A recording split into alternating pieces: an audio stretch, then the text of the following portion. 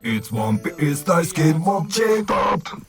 Today's topic is this, Chapter 1042 review. This is how Luffy will revive. Not only Jack, Queen, King, but also the victory over Big Mom.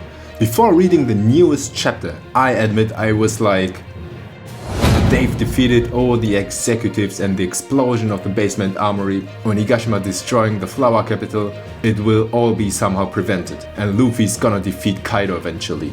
I thought it would come like this, but damn that genius Oda. He brought another bombshell. Luffy, who's at his topmost limit, got a clean hit by Kaido, distracted by CP0. What about Luffy's damage? What about Kaido's mental state? What will CP0 do next? It seemed the climax of Wano was almost there, but it's getting real crazy. I also found some scenes that made me muse, so let's proceed. Chapter 1042 review. Let's get started. It's One Piece daisuke Motti. Next. Chapter 1042, titled as Winner Shouldn't Need Rationalizations. Let me introduce some topics that caught my attention. Sword piercing the ages. What justice did Drake enact? Rubbers shouldn't be capable to do this. The title, Winner Shouldn't Need Rationalizations. Gum Gum Pistol Superlative Compatible, Supreme Kongan. Kaido's tragedy repeating after 20 years. We are keen to get to know what Drake's justice or the relation between ages and swords are, but today let's focus on these 2 points. Rubbers shouldn't be capable to do this. Kaido's tragedy repeating after 20 years. Okay, let's go one by one.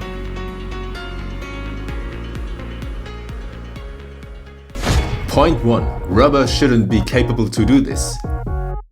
You'll probably ask yourself, what does Kaido even mean? He's altering the trajectory at whim? Rubbers shouldn't be able to do this. Looking back at the previous chapters, this phrase of Kaido was something we couldn't ignore so easily, since it increased the chance Gum Gum fruit to be the legendary fruit a lot.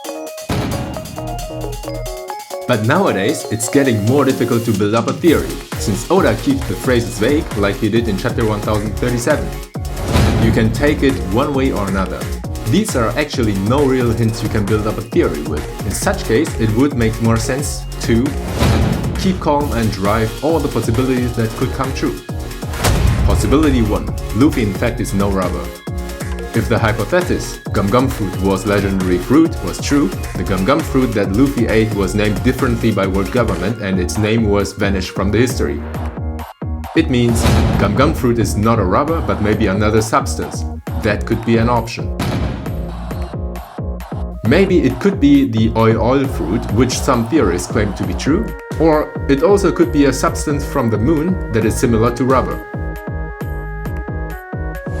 Stretch, tighten, blow up, make strike attacks invalid, slashing attacks are valid, withstands high blood pressure, put air in bones, thunders are invalid, etc. What else than rubber can it be? That's 100% rubber. I know what you think, but let's consider further options. Possibility 2. Luffy altered the trajectory of his attacks using his haki. This option also might be quite likely. It's not like we can be 100% sure about that, but worth it to keep in mind. What I want you to focus on is that Kaido managed to imitate Luffy and immediately alter the trajectory of his own attacks. If it was actually option 1, so if Luffy's ability is something else than rubber, why would Kaido be able to imitate Luffy's attacks immediately? This question would rise up.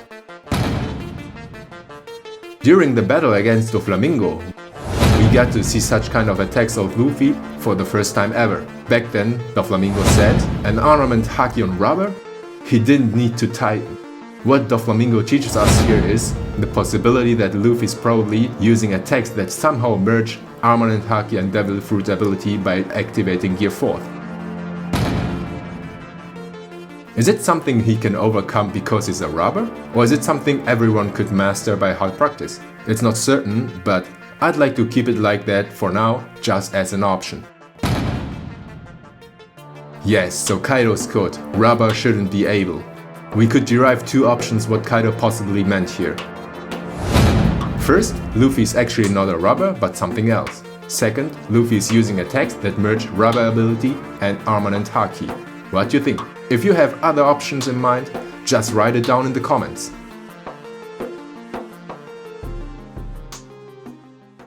It's One Piece daisuke Mochi. Next. Point 3. Kaido's tragedy repeating after 20 years. Okay, the next point I want to focus at is the insane last scene. CP9 distracting Luffy at the perfect timing, and Kaido's roaring thunder Bagua hits Luffy. It was a clean hit. We can be pretty sure that Luffy is now gonna be reduced to the last extremity. This scene of course reminds us of the first battle between Luffy and Kaido. Comparing those, in the first battle, Kaido's attack was Divine Thunder, whereas Luffy used Gear 4. And now Kaido's attack was Roaring Thunder Bagua, and Luffy again used Gear 4. To me it seems Oda intentionally made these two scenes alike. Gear 4th Luffy fainting by a thunder attack. If we sum these scenes up like this, it's 100% comparable. In such case, in the first battle between Luffy and Kaido, Oda might have left us in how Luffy's gonna revive after this massive attack. Doesn't that sound reasonable? Keeping this in mind, let's have a look at this scene.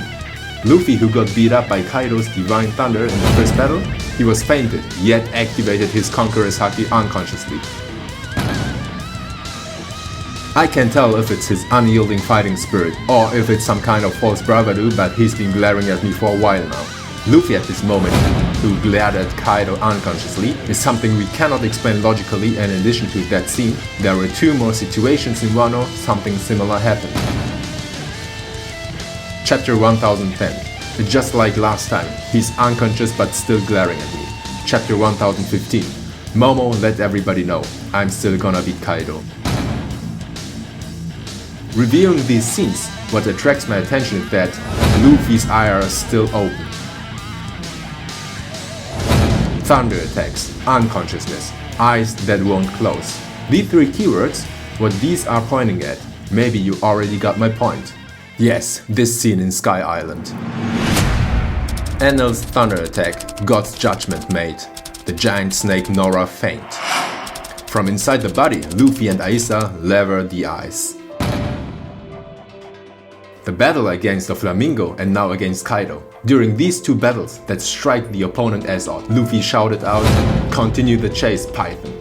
If Oda was establishing a connection to the giant snake Nora, it would make sense. Giant snake, thunder attack, unconsciousness, eyes that won't close. If this scene was indicating on Luffy fainting and Luffy reviving, we can deduce that there is somebody inside of Luffy. And this somebody is gonna be awakened. And obviously, that somebody inside of Luffy, that somebody who's gonna be awakened soon, is Sun-God Nika. That's for sure.